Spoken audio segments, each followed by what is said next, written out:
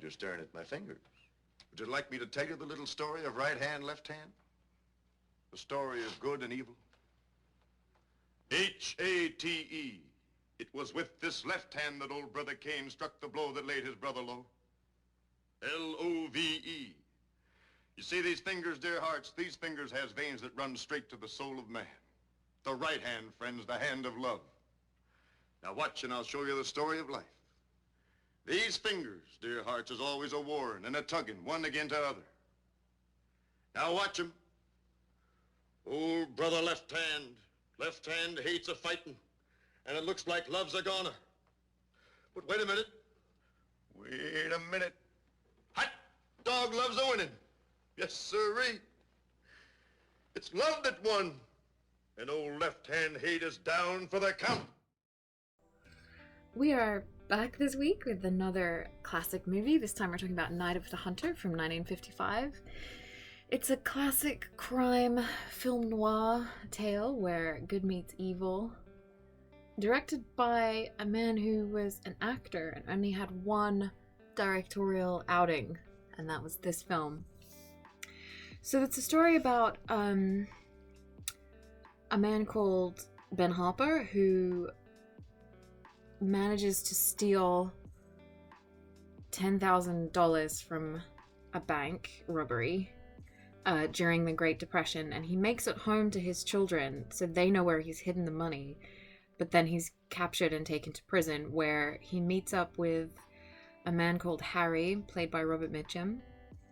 And Harry is a man who masquerades as a preacher. He's a man obsessed with religion, but he's also obsessed with money and self-righteousness.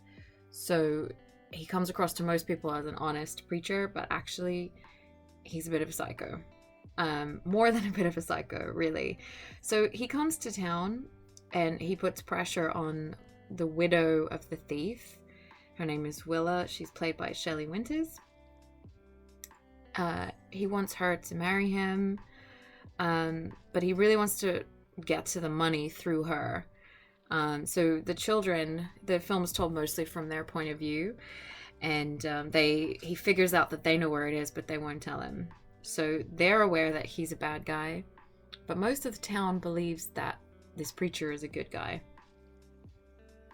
So the thing about Harry is that it's funny because he's played by Robert Mitchum, so he has that chin. He's got a cleft in his chin, but he's got like what I sort of think of as almost like no chin. So I've never found him to be particularly sort of attractive or whatever, even though he's a good actor. But in this, all of the women are swooning over him, and it kind of makes me laugh, but it works. So he has a habit, or more than a habit, of marrying rich widows and then murdering them and getting their money. So that's what this movie is about, basically. It's based on a novel by a man called Davis Grubb, I think. But the story, the character of Harry himself is based on Harry Powers. He was convicted in 1932 of killing 2 widows and 3 children. And he was, his whole deal was, I think he masqueraded as a priest, I think, or a reverend. And so he would convince people that he was a good person, and he would wheedle his way in, and then he would murder women, rich widows, for their money. So that's kind of an interesting backstory to this one.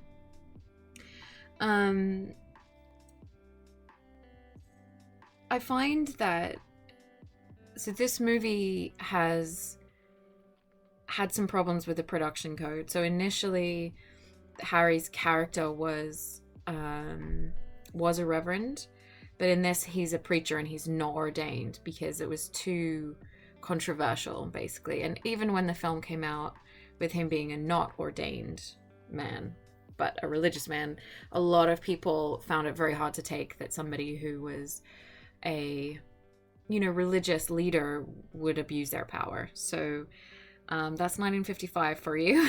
I think now we see that a lot more. Or we're much more aware that people may not be what they seem. Not just people who are religious leaders, but lots of other people in positions of power too. One thing I really like about this film is that Willa being married to a thief feels not really good enough, and it feels it's very like, the film is very dramatic in its portrayal, but it still feels very real, that the way Harry is able to kind of win her over and make her feel bad and make her think that she's undeserving just feels really kind of realistic, like a little heightened, but feels kind of real. I think if you watch some true crime and that kind of thing, it will kind of resonate with you a little bit, that like, yeah, like this is a thing that somebody could do potentially. So this was directed by Charles Laughton. He was an actor. You might know him from Spartacus or Witness for the Prosecution. He actually did direct some theater, so he wasn't, a complete newbie to directing, but this was the only film he managed to direct. And it's a bit of a shame because this film is quite amazing. He watched a lot of older silent films because this film was set in the Great Depression, which was the 30s. So he looked at silent films from that era and pulled like a little bit of German expressionism and a little bit of lighting from silent movies and things like that. And this film actually has Lillian Gish in it, who was a big star in the silent era, her and her sister actually. So it's kind of got this, he wanted to create this feel of like the epicness of silent films, which I think he does quite well. And I think that's one of the reasons this film is such a classic now. But it actually didn't find, some people liked it, but it didn't find an easy audience and it didn't sit well with critics at the time. So it does have a slightly arty kind of feel to it. This movie, you might have seen a picture of Robert Mitchum with love and hate tattooed on his knuckles, which is kind of iconic. It also has some kind of, like, it's got quite a lot of intensity to it, and the fact that the children are threatened, they're pretty good actors. I think I've seen a lot worse child actors than these, and so you really do feel that their kind of innocence is threatened. The opposite, or the opposing character to Harry, Robert Mitchum's character, is Lillian Gish's character. She's called Rachel in this. And she's a woman in the area who takes in runaway children and gives them a home. And she is not out there preaching religion, but she's at home really like living her religion or her spirituality. So my soul is humble when I see the way little ones accept their lot. Lord, save little children. The wind blows and the rains are cold, yet they abide.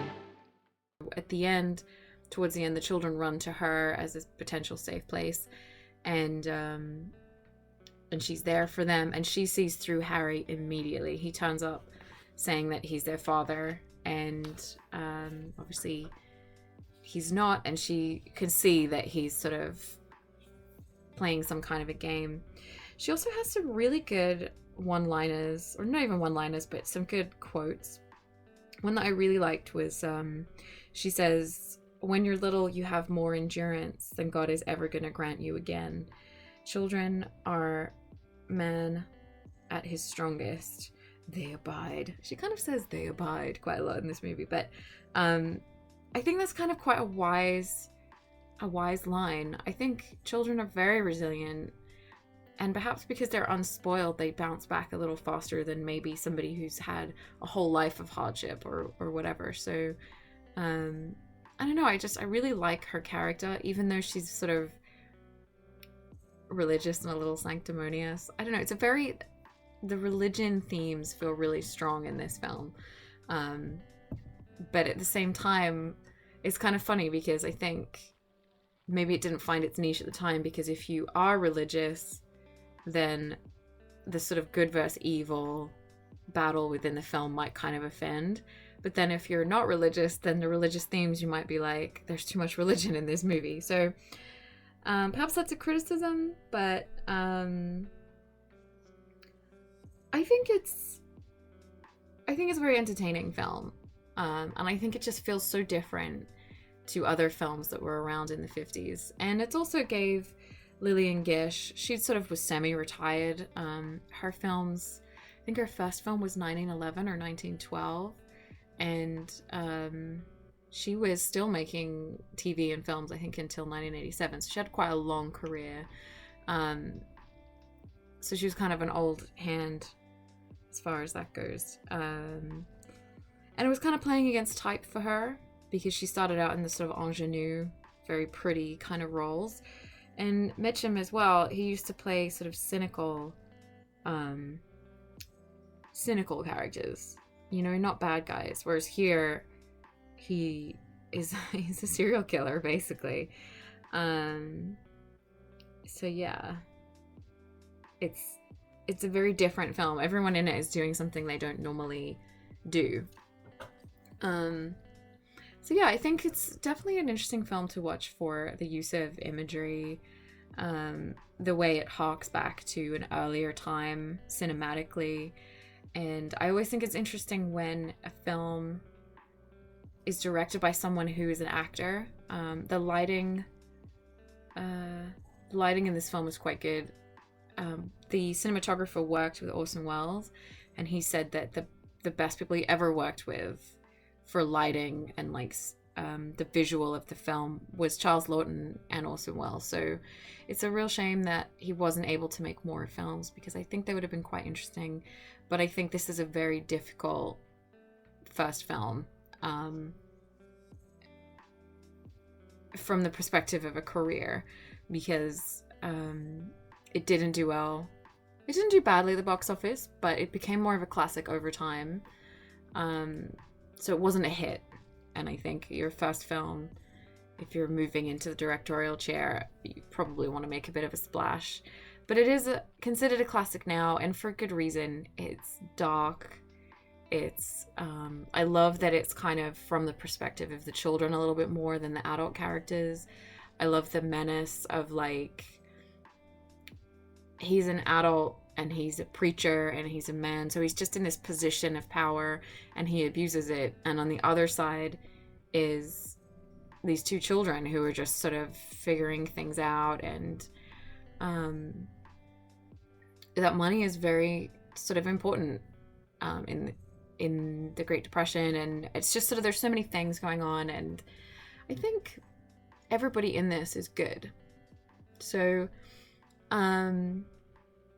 yeah, I think you don't see many older films about serial killers. I think there's definitely, now with a great resurgence of interest in true crime, I think this film kind of is still quite relevant in that sense.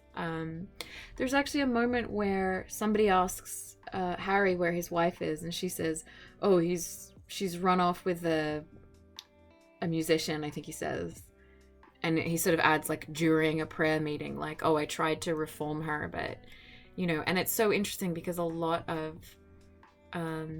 sociopaths and people who've killed their spouse or serial killers, they will blame the victim, or kind of have this moment of, like, oh, you know, she was no good or whatever. And it's just such an interesting, like, it made that into this film at a time when, you know, there wasn't profiling or anything. So I don't know, I just think it's kind of, it stands up quite well, and it's just an interesting, dark film. But I did find, personally, sometimes the religiousness, like, just was a little over the top for me, towards the end, especially. But, yeah, definitely worth taking a look at if you haven't seen it. So yeah, that is Night of the Hunter from 1955, directed by Charles Laughton and starring Robert Mitchum, Shelley Winters, and Lillian Gish. Yeah, so if you like these videos, there are not plenty more. I think there's like 4 others so far.